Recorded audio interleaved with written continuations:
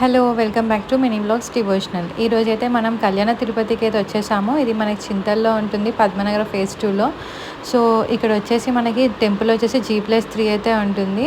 Temple లోపలికి entry అవ్వగానే మనకి రైట్ సైడ్లో అయితే ఇలా వాటర్ ట్యాప్స్ అయితే ఉంటాయి. అయితే ఇప్పుడు వినాయక చవితి కాబట్టి వినాయకుడిని అయితే పెట్టేసి ఇలా మొత్తం డెకరేషన్స్ అయితే చేశారు. ఈరోజు వినాయకుడి నిమజ్జనం ఉంటుంది కాబట్టి మొత్తం డెకరేషన్స్ ఇవన్నీ అయితే ఇక్కడ మీరు లెఫ్ట్ సైడ్లో చూసుకుంటే ఇది వచ్చేసి మండపం అంట. ఇక్కడ వచ్చేసి భరతనాట్యాలు, డాన్సెస్ ఇవన్నీ ఏమైనా అవుతూ ఉంటే ఇక్కడే అవుతాయంట, ఈ మండపంలోనే.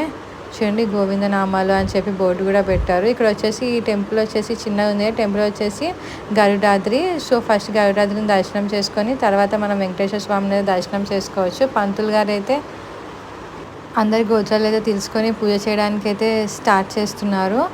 మొత్తం చూడండి ఎంత బాగుందో. ఇట్లా లాస్ట్లో అయితే ప్రసాదం అయితే ఇచ్చారు. నేనైతే దేవుని చూపించట్లేదు, ఎందుకంటే మీరు కూడా దర్శనం చేసుకోవాలి, నేను కలిగిన అనుభూతి మీరు కూడా కలగాలని చెప్పి నేనైతే దేవుని చూపించట్లేదు.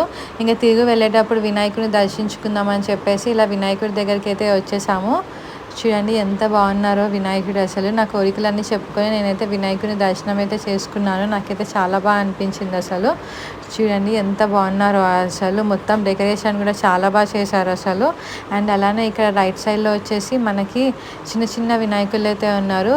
వాళ్ళ ఇంట్లో పూజలు చేసుకొని తర్వాత వినాయకులను తెచ్చి ఇక్కడ పెట్టినట్టున్నారు. చాలా చిన్న వినాయకులు ఉన్నారు. చాలా అంటే చాలా బాగున్నాయి అసలు.